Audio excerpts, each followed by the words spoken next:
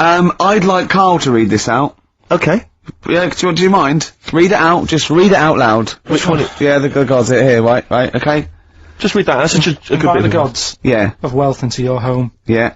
The Chinese have several gods of wealth. Yeah. Which they display in their homes to attract, what?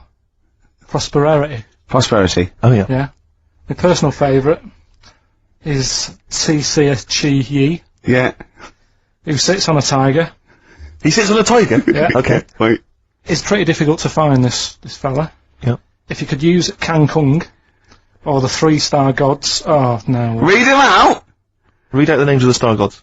FUK. Read it out! no, Just read he's a that. god. It's a He's a Chinese god. god. You're He's a allowed to Chinese say god. Chinese god on the radio. No. You are allowed to say If you're allowed to Chinese... say it, you say it then. Well, look, you're so immature. Read the 3 of them out, Rick. Okay, if he is difficult to find, you should use Quan Kung or the 3-star gods, Fuck, Luck and Sao, all of whom bring wealth and prosperity. Now, what were the names of the gods again? Because if I'm making a note at home, Rick, Well, it's the Chinese god. Yeah, there's Quan Kun, or you can use Luk Sao, or...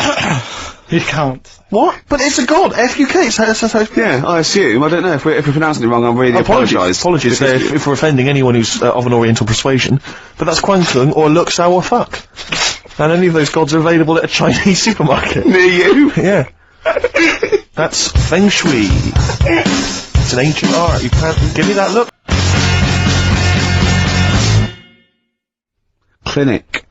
Walking with thee. So that's Feng Shui. That's Feng Shui sorted. We've given away donutters. We've talked a little bit about band names today. With more insight into Carl's psyche. Now you during that record you said we knock everything. You saw something about the Bermuda Triangle, didn't you? Yeah, when I talked about Ghost, you sort of just because you don't believe in it. I think it's because you're scared of it, to be honest, and you can't admit to understanding it and actually believing in it. Sure. Thing on last night, Steve. Yes. Bermuda Triangle. Oh yeah. Do you know much about that? Mainly the song by, what was his name?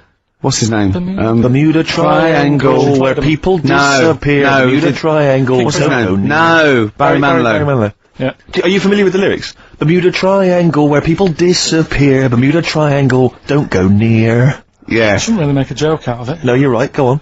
But, what it is, right, there's a programme saying what it's about. What do you know about it? As I say, mainly from what Barry's told me, but certainly planes and various boats have gone missing within the Bermuda Triangle. Planes?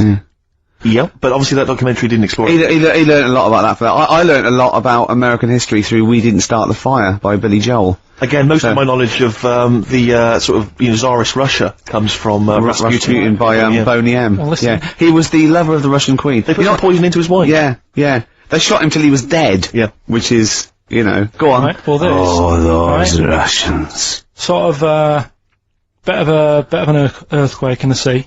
Sure. Lets out methane gas. Okay. And apparently, if you were swimming out in the sea, and there was like an earthquake and some methane came out, you can't swim in it, you just sink. Okay. Even if you're a good swimmer. What happens if you're two lads from your school, and they heads? Yeah, that's like a buoy, so you can see them a mile off, and their webbed hands would get them into shore. Because they did actually say, even if you're wearing a life jacket, if the water's full of methane, right? You just sink. You just sink. So what it's saying is, boats have gone across the sea, got a load of methane in the sea, and the boat just sinks. Right. What about the planes? Is it then sort of planes with little sort of floaty things on? Could be. That'll be the sort they've landed in the sea. Right. And methane's coming. Well, sorry, Carl, what did the documentary say? Not I imagine. Yeah, your hypothesis might be one thing. What did they sound like? They didn't cover that bit. They didn't cover the planes. They didn't do the planes. Something else they said about it, though. Go on. Loch Ness, the monster. Yep. Sure. Probably doesn't exist. Okay. What it is... Interesting. Hold on, interesting. Oh, interesting. What they thought Loch Ness probably didn't exist. Curious viewpoint. Hold on. What proof have they got for that, Carl? How can they go around saying stupid things like that? It's methane. Right. In Loch Ness. And people have seen, what's the lake it's in? Loch Ness. Yeah.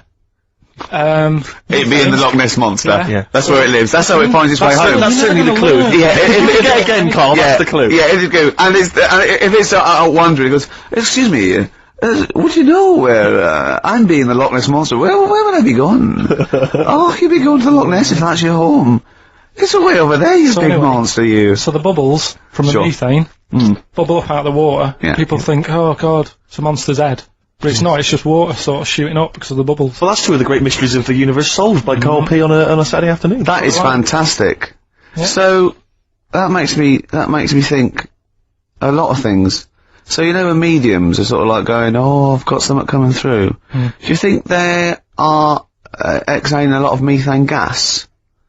And thus making them not think straight? Do you think everything's down to methane gas? Do you think that all the mysteries of the universe are down to methane gas, Carl? What did it say in the documentary you saw? About what? What was the budgie happy? We know that budgie was sad. Was it in a room? Because they used to take canaries down the mines, didn't they? They used to take canaries down the mines, they'd smell the methane, and then the budgie would be happy. I'm not going to teach you anymore. Play a record. Our Freaks Electric, Richard X and the Sugar Babes on XFM 104.9. Well, nearly through. We've had a few laughs again, a few tears. Absolutely, as always. Oh, excuse me, and don't be alarmed. I look quite frightening, but I'm merely a nice monster. I seem to have lost my way home. Could you direct me in the right direction? Nice to meet you. Yeah, Karl Pilkington. Hi. What's your name?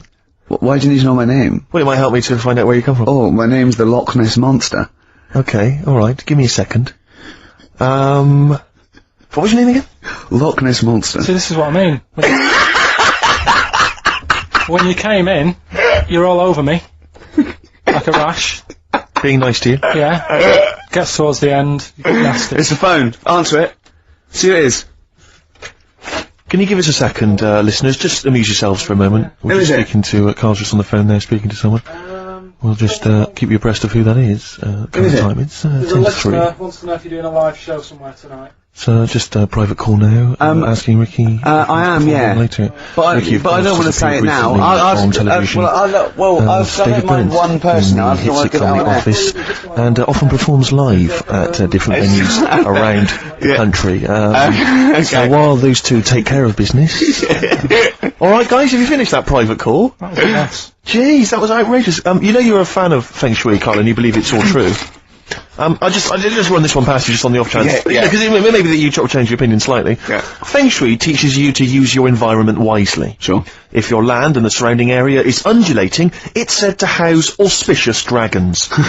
When land is flat and featureless, the dragon is missing and the land is said to be less auspicious. Excuse me, they call me the, Brixton Dragon. Sure. I seem to have lost my way. I know it's South London somewhere, but, could you help me find my home? What's your name? Well, they call me the Brixton Dragon. Right, where are you from?